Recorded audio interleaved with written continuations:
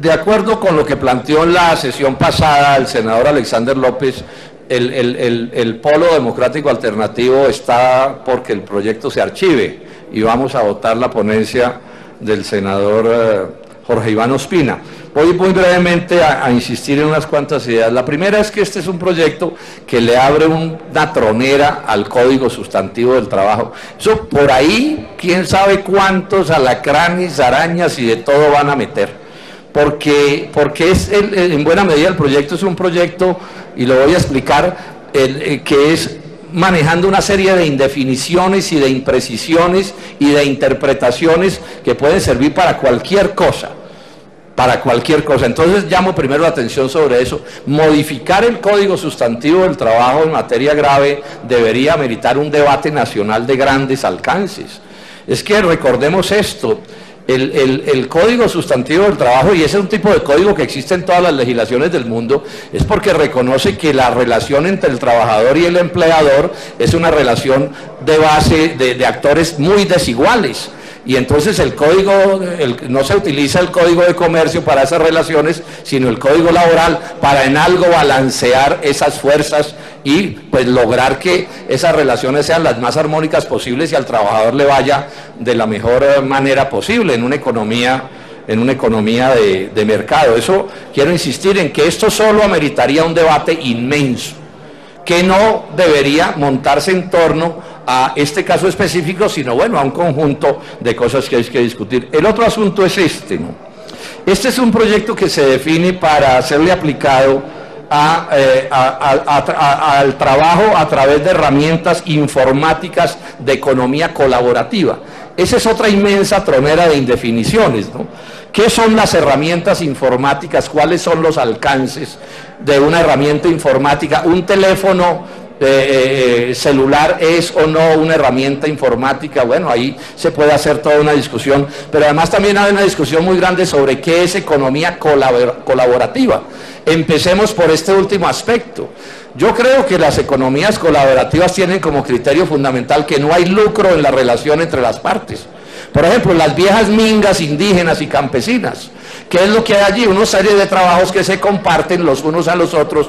Una vez la minga le sirve al uno, otra vez le sirve al otro, y esa es una fórmula de economía colaborativa. O demos otro ejemplo, aquí en los barrios del sur de Bogotá se reúnen los vecinos para tirar una plancha que llaman el techo de una casa. Entonces unas veces unos le colaboran a un beneficiario y otras veces al otro, y bueno, y comparten de pronto unas viandas y unas cervezas, pero no hay lucro en esa relación.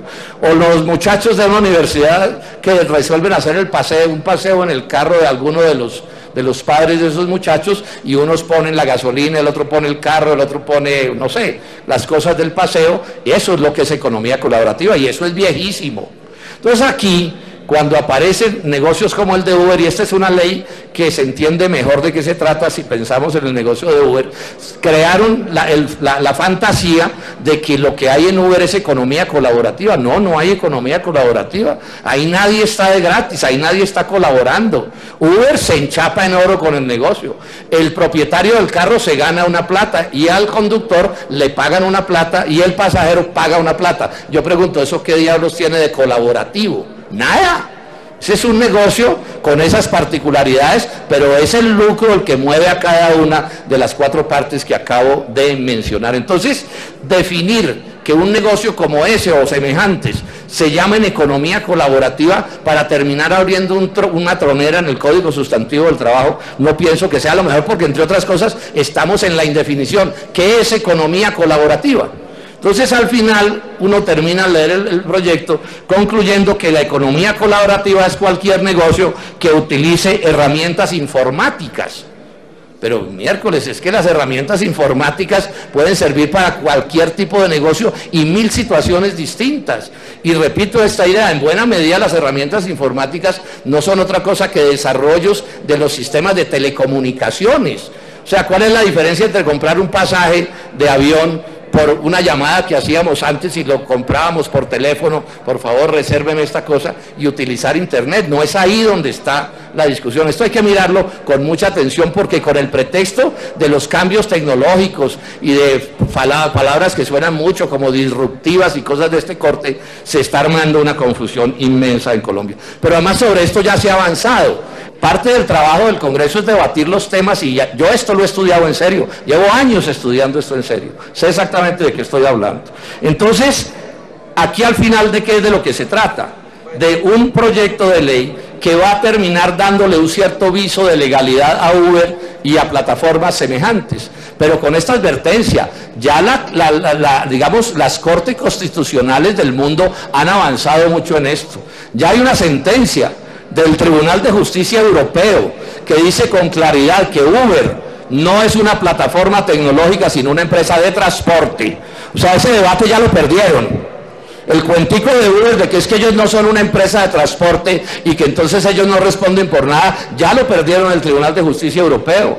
Y lo que están haciendo en toda Europa es encuadrando cualquier cosa que utilice ese tipo de plataformas en las normas del transporte, que es lo mismo que ha dicho aquí la Corte Constitucional. Y por eso el Estado colombiano ha sancionado en más de una ocasión a Uber y a semejantes, porque es que es abierta la ilegalidad. Yo quiero llamar la atención sobre esto, y esa ilegalidad no se puede palidecer con el hecho de que aparezca una ley como esta. Esta ley lo único que hace es aumentar la confusión y en cierta medida santificar la violación de la ley. Voy a mencionar brevemente varias ilegalidades que se ocultan tras el cuento de las plataformas tecnológicas. Primero, la plataforma tecnológica le autoriza funcionar como carro de servicio público a carros particulares. Eso es una flagrante inconstitucionalidad. En Colombia ese servicio solo lo pueden prestar carros de servicios públicos.